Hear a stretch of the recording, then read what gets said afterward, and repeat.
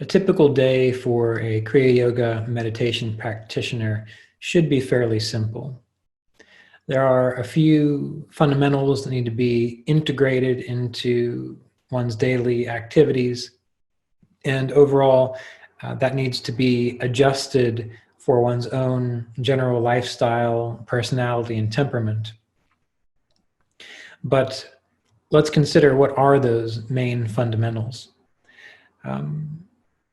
In my own life, something that I have found to be very useful on this path is, first of all, having a regular routine, meaning aim to go to sleep at the same time, wake up at the same time, meditate at the same time, do one's work if one can at the same time, exercise at the same time. So before we get into too much of the nitty-gritty details about what's required for the general Kriya Yoga practitioner when it comes to their daily schedule, keep in mind that routine is ideal. And if you balk at that, or you think that that's boring, well, that's all right, because really that's your mind. And part of our path, or part of the spiritual path, is learning to, in a sense, get the neurotic ideas of the mind out of the driver's seat so that we can live a life that has a structure, organized, and pointing in the direction of deeper realization of our consciousness. And routine goes a long way in assisting that for a number of reasons. Number one, if you have a regular routine, you know what you're going to do and when you're going to do it. You don't have to sit around and think, well, what am I going to do tomorrow? Or what is my life going to be like in a few days? If you've got a good routine, you know exactly what it's going to be like in a few days. Number two, many of you might have heard of this idea called, let's see, what do they refer to it as? It's that situation where you get fatigued by making too many choices. And most of the time, by the end of the day, for the average individual, this person experiences this kind of fatigue. Maybe it's called choice fatigue. It doesn't quite sound right. And if you have a schedule and you have a regular routine, you are already conserving your life force, your vital forces. Remember brahmacharya from the Yoga Sutras, because you're not wasting your energy making a decision. You know, wake up this time, go to sleep this time, meditate now, do this then. You cut out all that deliberating internally, which frees up more energy for you, which frees up more energy for you to meditate better, which allows your nervous system to be more harmonized, which allows you to think more clearly, which allows you to process consciousness more clearly, which allows you to see that the mind doesn't necessarily need to be ruining your life by causing all these useless random thoughts and this fatigue that can come from having to make too many choices. So routine goes a long way to freeing up energy such that when you meditate, you can meditate. Because what most people do when they meditate is they try, but they end up sort of thinking about their day or thinking about other things which may not be relevant during the meditation time. So we cut all that out by having a sense of routine. Now, not everyone's routine is going to be the same. For example, Paramahansa Yogananda's routine was probably radically different than Roy Eugene Davis's routine. I know that Yogananda worked long hours quite tirelessly. I also know that Mr. Davis was also quite a hard worker. I can recall being at Center for Spiritual Awareness, and sometimes when I couldn't sleep at night there, I would want to walk down to the meditation hall and meditate, and I would see him pulling into his office 2, 3 o'clock in the morning. And what did he do there? He told me he would meditate for a little bit. He would work, writing truth journal or working on a book or answering emails. Would do that for a long period of time. If it was a retreat, then he'd go teach at the retreat, then have lunch, then go home, have a little bit of time on his own. I think he liked to sunbathe or spend time by water. And then he would go to bed, from what I understand, around maybe 7 or 8 o'clock at night. Again, get up at 2 or 3 in the morning and repeat. And he did that every single day. And he would even complain sometimes that holidays were kind of a nuisance because then nothing was open and he couldn't get anything done. That was his schedule. That was his life. But it had a routine. It was consistent. He knew what he was going to do. He even worked such that he had many of his projects done months in advance so that he knew in a few months what was going to happen. In my own life, while I don't have that same routine, my routine has changed over the years. When I was first introduced to meditation, Kriya Yoga meditation, I would get up very early, 4, 5 a.m. I'd meditate for an hour or 2 hours. I would go outside then and maybe do a little bit of exercise. And then I would come back and answer emails or do some work or go to work. Around lunchtime, if I was at home, I would meditate again. If I was at work or at an office, I would politely say I needed to use the bathroom, and then I would go and I would basically sit in a bathroom stall for 15 to 30 minutes doing meditation. I'd come back, I'd do my work, I'd go home, make some dinner, maybe go for a walk, read a little bit, meditate before bed, and I would go to bed usually around 9 o'clock at night, 9 to 10. 10 was kind of late for me. That was when I first got involved in this practice.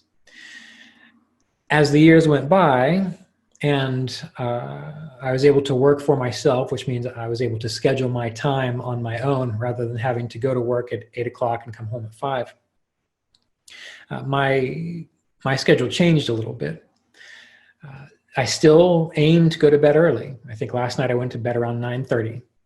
That was after about an hour, a little bit more of meditation.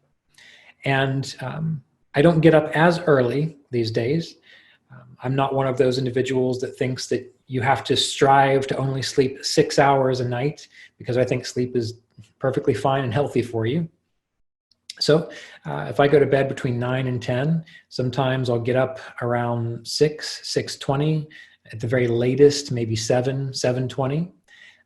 Then I basically go meditate. I'll meditate for a little while. I will then have some tea, go answer some emails. I may go for a walk after that. And then between 10 and noon, that's the time that I focus on doing videos such as this, or writing, or recording podcasts. Take a break for lunch, come back, maybe around 1:32, and then I continue doing whatever work needs to be done, editing websites, again, making more recordings, interacting with the Kriya Yoga apprenticeship students, or for the individuals that are participating in the Asheville Vedic Astrology Apprenticeship Program, interact with them. Around 4 or so, I like to play music. So I have a musical instrument that I like to play, and I'll play that maybe around an hour, because I find that doing things like playing music really helps with one's brain and nervous system and inner development. And then around 5, I'll begin cooking dinner again, have dinner. These days I might watch a show in the evening. It's not that frequent, but every now and then I'll watch a show in the evening, meditate, do some breathing exercises, read a little bit, go to bed. That's my general schedule as a Kriya yogi. And I always do try to incorporate some form of exercise and time to be outside during the day. So if it's wintertime, maybe I'll have a gym membership and I'll go to the gym 45 minutes or so every other day. Try to get my heart rate up, sweat a little bit. I don't have an extreme routine when it comes to exercise anymore. I used to. I was very much into kettlebells and really intense yoga practice. But now I enjoy doing qigong, or if the weather's nice, going for a bike ride or a walk, or doing some paddle boarding. Or again, going to the gym and just doing some basic weight training and cardiovascular exercises. So I try to incorporate that, if not every day, then every other day. So when you're thinking about what is the schedule like for a Kriya yogi, the way I've seen it to play out in my own life is get enough sleep. Go to sleep at a good time, wake up at a good time. Do whatever it takes to have good sleep hygiene. So there may be things that you need to attend to first that get in the way of your ability to do that.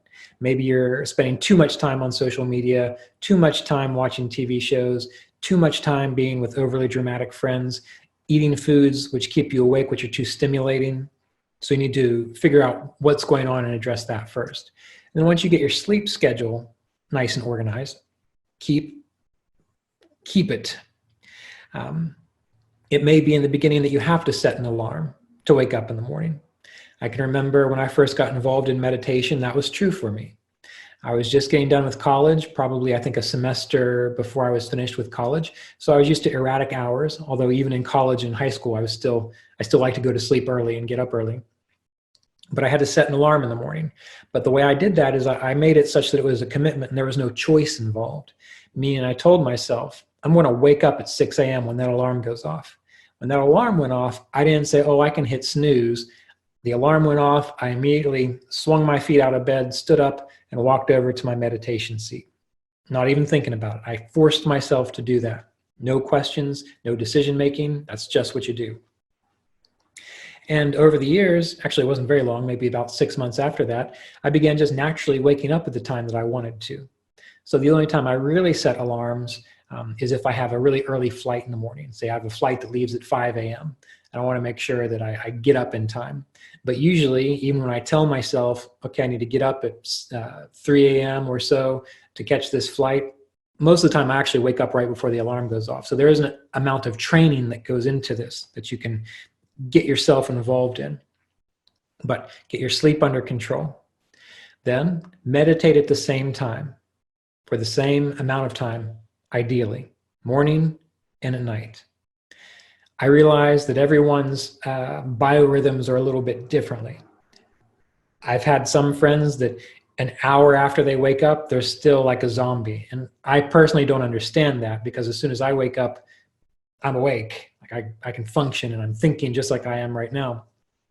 But some people, it takes them a while to kind of get their body acclimated to the fact that they're existing in this time-space continuum again. So if you're one of those people, maybe you're a night owl. Being a night owl is no excuse. I would still say go to bed early, but that might be a better time for you to meditate right before you go to sleep. Or if you can do it twice a day, that's fine as well. So meditate at the same time every day. Also, if you can eat food at the same time every day, same good, healthy, simple, nutritious food, same time every day, that trains your body to know this is when it's time to eat. This is when it's time to digest. That way at other times, you're not distracted by cravings, or you're not distracted by your body needing nutrition. It knows when nutrition is coming. When you are at work, focus on your work. Don't worry about, is this work spiritual? If you've got skills, no matter how mundane or profound they are, it's applicable. So whatever work you are doing, see that as spiritual service and try your best to focus on work while you are at work. When you are not at work, knock it off. Don't think about it. Don't worry about it. You've got your work time, you've got your other time. That way when you're meditating, you know you don't think about work. That way when you're at work, you can just benefit from the experience, the calmness that came from meditation, and you're not worried about, have I meditated long enough, or did I do my practices right? It's all about being focused in the moment that you are placed in. Now, of course, there will be times when your schedule gets off.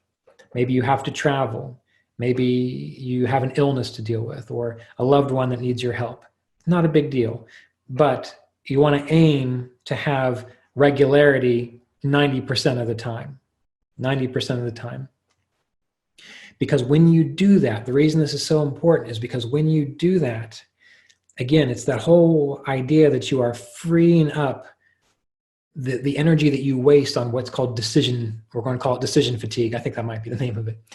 And now you don't have to think about things. You know what you're going to do. You get it done. You're happier, you're healthier, and you're freer within your mind and consciousness. So you can meditate more clearly. You want to potentially also think about your life long term in that way.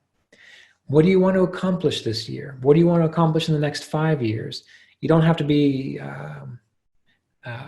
dramatic about it, But for example, when it comes to doing these videos or doing the Kriya Yoga podcast or creating content for the Kriya Yoga Patreon community or writing, I sit down and I think about, in the next month or so, in the next week, in the next 3 months, what do I want to focus on? What do I want to attend to? That way, when I sit down and I'm thinking, well, what is there to do? I don't just waste my time daydreaming and picking things out that might be nebulously floating around. I just get out my little journal or my little notebook, and I flip it open, and I see, oh, these are the things that need to be done. So I'm going to start right here. In a more short-term kind of fashion, have a checklist. I talk about this, I believe, in the book A Course in Tranquility. Very simple, very direct. The night before, I think to myself, what do I want to accomplish tomorrow? And I just make, 5, 6 things. I write them out. That's it. I let it go. Then when I wake up the next morning after I get done meditating, I pull out my list. All right, what am I going to do? Number 1, don't think about it. Just start doing it. Once it's done, check it off. All right, number 2, now what? Check it off. And by the time you get done with those 5 to 6 things, then it's your free time. Relax, have recreation, or meditate more, or enjoy your life. That way, you have a sense of accomplishment and you're not having to think about it. So there are different ways of looking at this. Personally, what I do, I think long term. What do I want to accomplish this year? What classes do I want to offer? What do I want to write about? What do I want to do podcasts about? I make a list of all those things so I can see them. Then I'll sit down and I'll think about the week. So I go from a year to a week. I usually don't do a month because that doesn't work in my mind. But after I've got a year's list down, I go to the week. And I decide, what do I need to accomplish this coming week? I refer back to the larger list of the year and I see, what can I do this week that would contribute to the accomplishment of that goal? And then I'll make a list of maybe 12 to 18 things that I want to accomplish in this week. I write that list down. Then, before the week starts, I get that list out and I think, what do I need to do tomorrow that will contribute to accomplishing that which I want to accomplish this week? I make a little list. And this sounds complicated, but it really only takes probably not more than 5 minutes of my time. And then every day I check off all the stuff on my list. And usually, even before the week is over, because of that intention, that drive, I've accomplished most of the things on that list, even before the week is over. So this is a really great way to organize your life. Now, these can be big things. So just for example, at this point in time, one of the things I have to work on is gathering all my tax information together.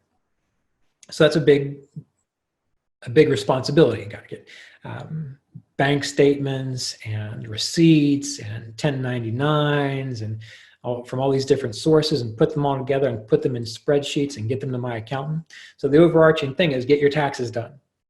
And then it could be gather your receipts for this one particular week. And then the next week could be review your bank statements. And the next one could be gather your 1099s. Then it's done. Or write a book, or plant a garden, or you get the idea, whatever is important to you. I even include recreational goals. For example, being a musician, I want to get better at playing music. I enjoy that. It's a type of practice for me. It's a focus. It's like, it brings me very much into the present moment. And it stretches my brain a little bit because I don't just try to learn the same things that I've known before. I don't just try to learn the same kinds of songs. I try to push myself into different genres of music or different time signatures or different ways of playing to kind of expand my consciousness in that way. In the same way that I used to study astrology to expand my consciousness in that way. But I will have things like, this week I want to learn this song. It could be a complicated song. And so then what I will say in one of my daily checklists is play this song as best you can for 15 minutes. So I do that every day for 15 minutes. And by the time I get to the end of the week, I usually have that song done. If I want to garden, okay, I need to dig out the plot, or I need to add my compost, or I need to till it, or I need to plant the seeds. I make lists of all these things. So I know exactly what I'm doing. And I have to tell you, that might seem meticulous and that might seem, oh, too constricting. But the funny thing about it is that it's profoundly freeing, because those 5 minutes of pre-planning time that you do allows you to be very efficient with your day, such that you actually have more time after you get all that stuff done. And if you cut out all the wasted time on social media or staring at stupid stuff on the internet or whatever it is you could possibly be doing to waste your time, if you cut all that out, you feel freer, you feel happier, you feel more full.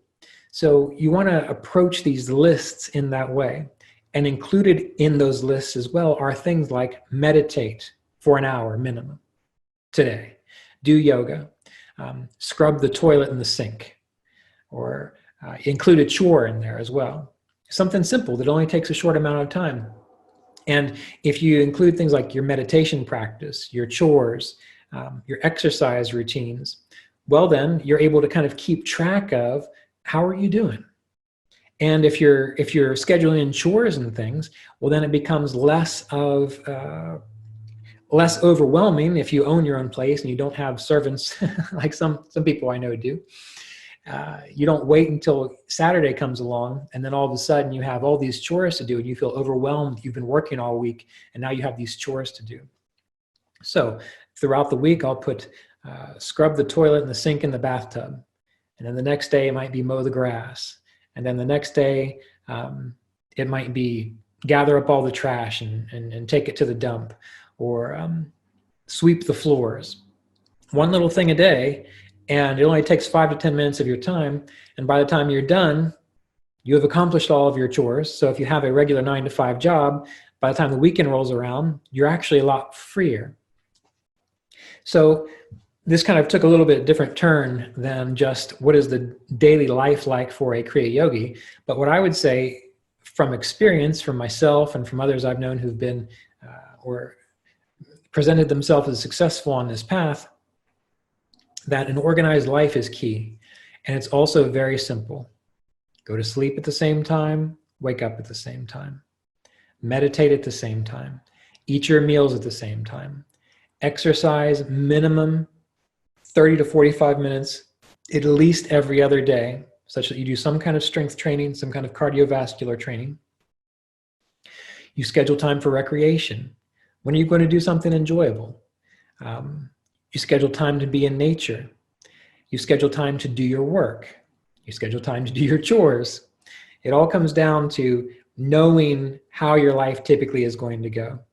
And it always makes me laugh when trying to schedule something with an individual and their response is, well, I don't know what I'm doing that day.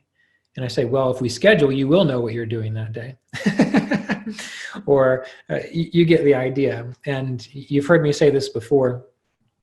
I was talking with a friend who worked for Google, a very successful woman, was able to, do very well in her career.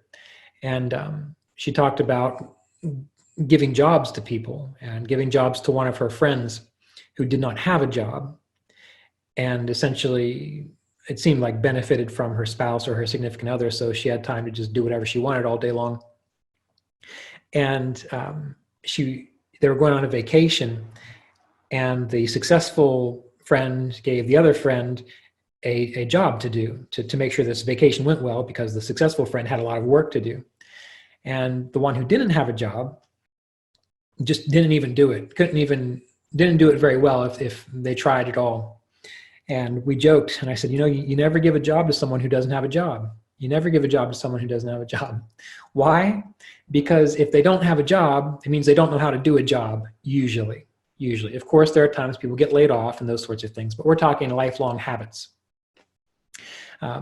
So if you yourself are organized in your life and you are successful, even in these very small things, you're going to be successful in other areas of your life, all other things equal, and you're going to be a lot more efficient and successful in your own meditation spiritual practice, because you know how to conserve your life force, your time, your energy, how to not waste it, such that the organization of your life contributes to your ability to function well in all areas, which contributes to your ability to focus on meditation when it's time to focus on meditation, to focus on your work when it's time to focus on work, to focus on scrubbing the toilet when it's time to focus on scrubbing the toilet, to realize that you decide to take choice out of your life, not to bind you, but to give you more freedom.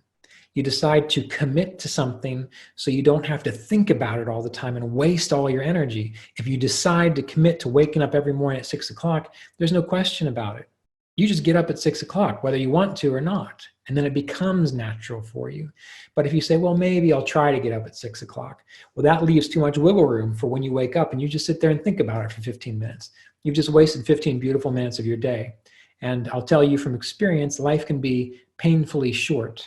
So you want to do your best to make the most of this incarnation while you are here. While you are here.